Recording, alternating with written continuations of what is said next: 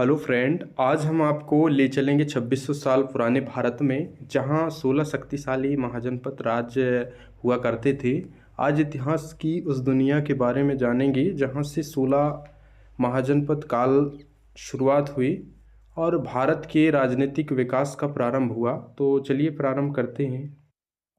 महाजनपद काल का समय यदि देखा जाए तो लगभग 600 ईसा पूर्व उत्तर वैदिक काल के अंत से माना जाता है और प्रारंभिक इतिहास से माना जाता है। तो देखते हैं ऐतिहासिक संदर्भ। महाजनपद काल को यदि देखें तो छठी शताब्दी ईसा पूर्व में पूर्व उत्तर प्रदेश पश्चिम बिहार में लोहे का व्यापक प्रयोग होने होने लगा था और बड़े बड़े प्रादेशिक जनपद राज्यों का निर्माण होने लगा था।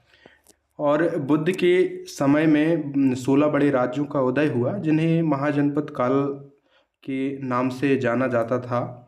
16 महाजनपदों में अधिकांश यदि देखें तो विंध्य उत्तर में और पश्चिम सीमा के प्रांत में बिहार तक विस्तृत देखा गया। तो उन्हीं को आज हम विस्तृत से पढ़ेंगे। बौद्ध ग्रंथ अगुत्तर निकाय एवं जैन ग्रंथ भगवती सत्र में 16 महाजनपद कालों का उल्लेख मिलता है। 16 महाजनपद पदों में मगध, कौशल, वत्स और अवंती अधिक शक्तिशाली हुआ करते थे। ये नोट करने योग्य है। ये चारों देश यदि कहा जाए तो काफ़ी शक्तिशाली माने जाते थे उस समय। तो चलिए देखते हैं। वैदिक काल में आर्यों की जो जन व्यवस्था धीरे धीरे जटिल कृषि आर्थिक ढांचे में परिवर्तित हो रही थी। इस चरण को प्रारंभिक स्टेट फॉर्मेशन, प्रारंभिक राज्य निर्माण के रूप में भी देखा जाता है।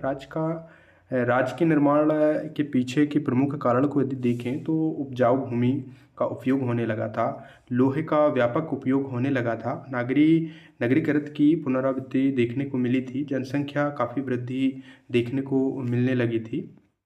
और यदि देखें तो महाजनपद काल की प्रमुख स्रोत में बौद्ध स्रोतों में अगंतु निकाय, जिसमें 16 महाजनपद काल की सूची निकाय, महावंत, महावस्तु, राजनीतिक सामाजिक विवरण देखने को मिलता है। जैन ग्रंथों में भगवती सूत्र, गणराज्यों के विस्तार का प्रकाश देखने को मिलता है। आचार रंग सूत्र में भी और पुराणों में भी 16 महाजनपद कालों को देखने को मिलता है।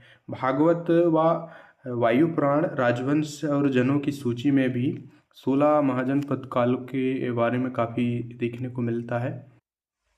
महाजनपद काल के सभी देशों को विस्तृत से पढ़ेंगे। सबसे पहले हम एक एक करके जान लेते हैं। जैसे अंग की राजधानी उस समय चंपा हुआ करती थी। ये आज के हिसाब से यदि देखें तो बिहार भागलपुर के क्षेत्र में देखने को मिलता है। और मगध को यदि देखें तो इसकी राजधानी राजगृह और पटलिपुत्र हुआ करती थी, जो आज के दक्षिण बिहार में देखने को मिलता है।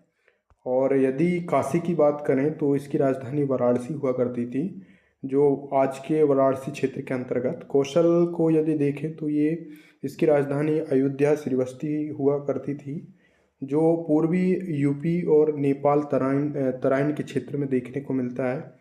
और वज्जी उस समय में यदि देखें तो इसकी राजधानी वैशाली हुआ करती थी, जो उत्तरी बिहार के अंतर्गत देखा जाता है। और मल्ल इसकी राजधानी कुशीनारा पावा हुआ करती थी, जो आज के यूपी के पूर्वी क्षेत्र कुशानगर पावा के क्षेत्र में देखने को मिलता है।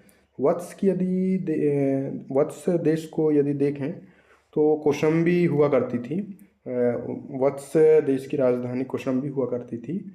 और यदि कहें तो आज का प्रयागराज कौशंबी क्षेत्र के अंतर्गत। और कुरु की राजधानी हस्तिनापुर इंद्रप्रस्थ, जो दिल्ली हरियाणा मेरठ के अंतर्गत आता है। और पांचाल की राजधानी की यदि हम बात करें तो ये अहिच्छत्र, दक्षिण कंपिल्य आदि देखा जाए तो जो ये बरेली और बदायूं कन्नौज के अंतर्गत देखने को मिलता है। और मत्स्य की यदि हम बात करें तो विराटनगर इसकी राजधानी थी, जो राजस्थान जयपुर के अलवार डिस्ट्रिक्ट के अंतर्गत आता है। और सूरसेन की को यदि देखें, सूरसेन की राजधानी तो मथुरा हुआ करती थी, जो मथुरा वृंदावन भगवान श्री कृष्ण की जन्मभूमि स्थल माना जाता है। अस्मक को की राजधानी को यदि देखें तो पोतन हुआ करती थी, जो आज के महाराष्ट्र तेलंगाना के क्षेत्र के अंतर्गत आता है। अवंती जो मध्य प्रदेश के क्षेत्र में देखने को मिलता है, जिसकी राजधानी उज्जैनी हुआ करती थी। चेदी जो इसकी राजधानी सुक्तिमती हुआ करती थी, जो आज के बुंदेलखंड के अंतर्गत देखने को मिलता है। गंधार की राजधानी तक्षशिला हुआ करती थी। अफगानिस्तान क्षेत्र के अंतर्गत ये क्षेत्र देखने को मिलता है। और कम्बोज कश्मीर अफगानिस्तान राजस्थान के अंतर्गत ये राजस्थान राजपुर इसकी राजधानी हुआ करती उस समय। जो आज का क्षेत्र यदि कश्मीर अफगानिस्तान के अंतर्गत देखने को मिलता है। आगे हम सभी देशों को विस्तृत से पढ़ेंगे। राजनीति राजतंत्र को यदि देखें, गणराज्य गणतंत्र का उदय, ये राजनीति के जैसे मगध का उदय, सांस्कृतिक वैदिक संस्कृति का परिपक्व विकास, महाभारत रामायण, इन सभी की को यदि देखें तो सभी में इनके साक्ष्य देखने को मिलते हैं। तो चलिए सबसे पहले हम अंग देश के बारे में विस्तृत से पढ़ेंगे।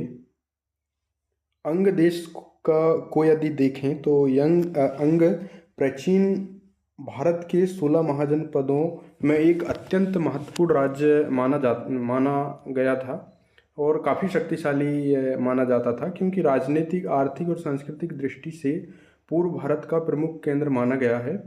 और यदि इसकी राजधानी को देखें तो इसका बौद्ध ग्रंथ अगुंतर निकाय और जैन ग्रंथ भगवती सूत्र और महाभारत जैसे पुराणों में इसका साक्ष्य देखने को मिलता है। और इसकी भौगोलिक स्थिति को यदि देखें तो अंग की भौगोलिक सीमा लगभग निम्न क्षेत्रों में थी, जैसे आज का पूर्वी बिहार और भगलपुर क्षेत्र, मुंगेर, बंका, आसपास का इलाका देखने को मिलता है, पश्चिम बंगाल की सीमा तक विस्तारित। और उस समय जो आज की नदी गंगा है, ये उस समय भी हुआ करती थी। और चंपा नदी जिसके किनारे चंपा नगर बसा था, कौशिकी जो कोसी नदी है, ये भी यदि देखा जाए तो मगध के नज़दीक से ही गुजरती थी। और चंपा नगर गंगा के व्यापारिक मार्ग पर होने के कारण अंतर्राष्ट्रीय व्यापार का बड़ा केंद्र माना जाता था। और ऐतिहासिक स्रोत को यदि देखें तो बौद्ध साहित्य में अगुंतर निकाय में अंग को 16 महान जनपदों में गिना गया था। और बौद्ध के समय चंपा एक समृद्ध व्यापारिक केंद्र माना गया था। और यदि देखें तो जैन साहित्य भगवती सूत्र में अंग पुनर्वर्धन क्षेत्र का उल्लेख मिलता है। महाभारत अंगराज कर्ण का उल्लेख प्रसिद्ध है। और यह ऐतिहासिक नहीं बल्कि सांस्कृतिक पुराणों का महत्व भी देखने को मिलता है। प्राथमिक साक्ष्य चंपा के अवशेष जैसे पंचमाक्ष सिक्के देखने को मिलते हैं। और व्यापारिक गोदाम जैसे भट्टियां देखने को मिलती हैं। और राजनीतिक इतिहास को यदि देखें तो प्रारंभिक राजवंश प्रारंभिक काल में अंग का शासन स्थानीय क्षत्रिय कुलों के हाथों में था। बौद्ध ग्रंथों में यदि देखें तो ब्रह्मदत्त जैसे शासकों का उल्लेख मिलता है, जो आगे हम पढ़ेंगे हर्यक वंश को काफ़ी विस्तार से।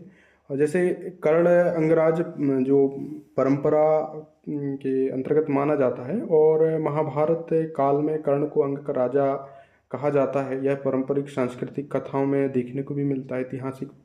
ऐतिहासिक पुष्टि तो नहीं हुई, लेकिन पौराणिक कथाओं में देखने को मिलता है।